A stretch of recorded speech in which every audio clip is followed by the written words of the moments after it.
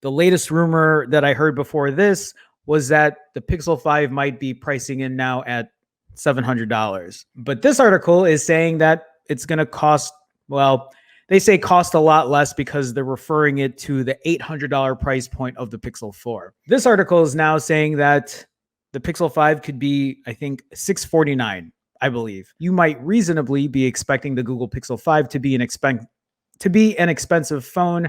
After all, it's the successor to the flagship Google Pixel 4, but a leak suggests that it might actually cost a lot less than its predecessor. And yes, obviously, it's going to cost less. We've talked about this time and time again. It's going to cost less because it's going to have a Snapdragon 765G instead of a Snapdragon 800 series chipset. They're going for the cheaper, less performing chipset because they want to add 5G in it, because 5G is all the rave, or at least that's the marketing stuff that they want to tell us. This article from Tech Radar, the thing that's bothering me about this is this little point right here. Like, what they're saying, it's like, oh, the Pixel 5 is going to be the same price as the original Google Pixel. Isn't that crazy? What a price difference. It's going to cost the same price as it was 5 years ago with the original Google Pixel. Well, yeah, but the original Google Pixel had a Snapdragon 800 series chipset. The Google Pixel 5 is going to have a Snap 700 series chipset. Completely different. Less performing. I don't even know how well performing the Snap 765G is going to be compared to the original Google Pixel chipset. It's not going to be bad by any means, but it's obviously not going to be in the same like level as last year's performing Google Pixel 4. It's not going to be as fast as this Google Pixel 4 by any means.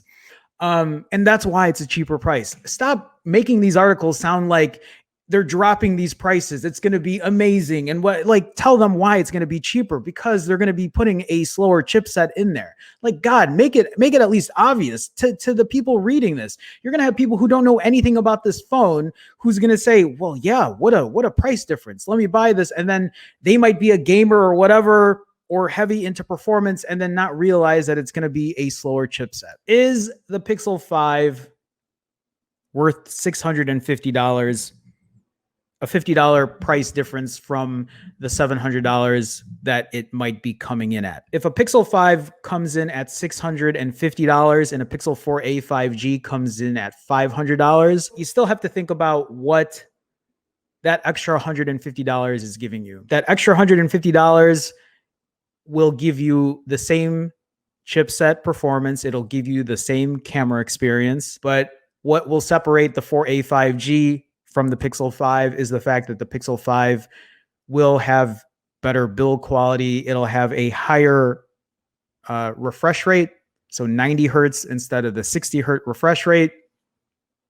I think it's going to have slimmer bezels, so it'll have a nicer aesthetic.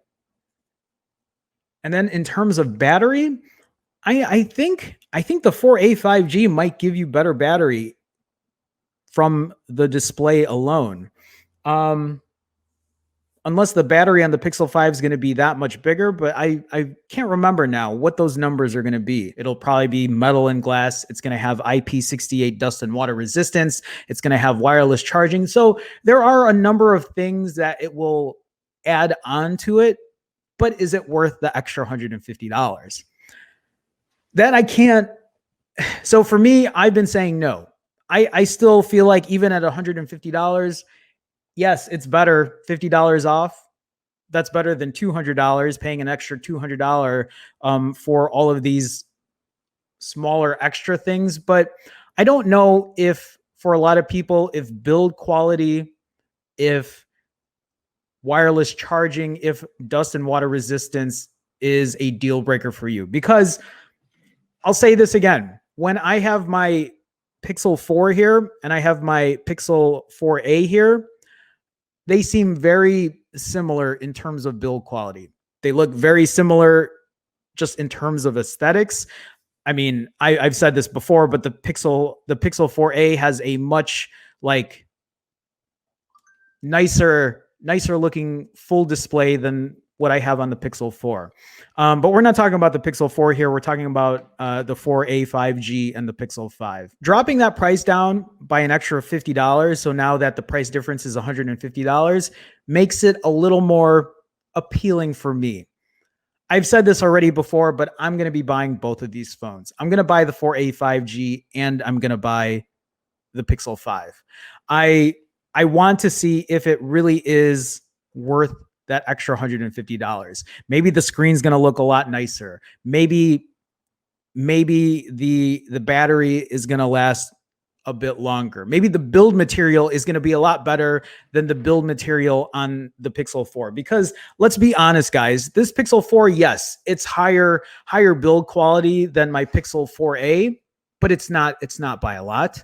It isn't by a lot. It isn't $800 worth of build material compared to my iPhone 11 Pro. Sorry, I didn't mean to knock that. Compared to this, the build quality on the iPhone 11 Pro is so much better than the Pixel 4. You gotta be kidding me. Gboy888, that's another point to make. The Pixel 5 will have 8 gigs of RAM versus 6 gigs of RAM on the Pixel 4a 5G. So keep that in mind as well. For most people, I think the Pixel 4a 5G will be the better bet. For most people, I think the Pixel 5 at this point, because it's going to have pretty much the same performance, I am willing to bet the exact same camera experience. I mean, the Pixel 5 might have some of that extra like processing in it to give it maybe just a bit better quality in terms of the camera, but I think for the most part, it's going to be mostly the same.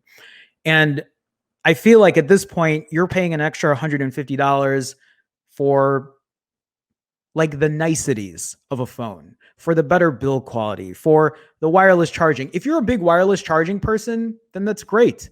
That's a benefit for you. I mean, you know what? I'll be honest with you guys. Even though I don't use wireless charging a lot, I ended up, so you don't see it here, but on my desk, I ended up installing, I plugged in my Pixel stand, and I've been using it quite a bit because it's there. So I'm just like, well, what phone is low on battery right now? And then I just let it sit on the Pixel stand. So I've been getting some use from it. I even put my AirPods Pros on there. So it's a nicety. It's not a necessity. That's a good way to put it, Jerome. It's not a necessity, but it's a nicety. It's one of those things where it's nice to have, but is it worth the extra $150? And I think that's really what it comes down to, because for most people at the end of the day, if one person is sitting there with a 4a 5G and the other person is sitting there with a Pixel 5, you pretty much have the same phone. I mean, come on, you pretty much have the same phone. You both can sit there, take a photo at the same time of the same person or the same thing, and you will most likely get the same experience from it. You both open whatever app, and I am pretty sure you're going to get the same experience from it. Yes, the Pixel 5 will have 8 gigs of RAM versus 6 gigs of RAM, but I don't think that is going to be a world changer. Again, nicety, necessity. Is it worth the extra $150? I don't think so, but I will be eating my words when I buy both. And if the Pixel 5 is actually worth that extra $150, I will be the first to tell you. I'll be the first to say I was wrong, but I want both because I want to really see if it's worth it. Maybe Google has something up their sleeve. Maybe Google is going to add something to the Pixel 5 that will really let it separate itself from the 4a 5G. I have said this many times. Really, what I was hoping for was that the Pixel 5 was going to stand out with completely new optics for its camera that will, level it above the Pixel 4a or the 4a 5G, but it looks like that's not going to happen. But I could be wrong. Maybe that's something that they're going to do. So we'll wait and see.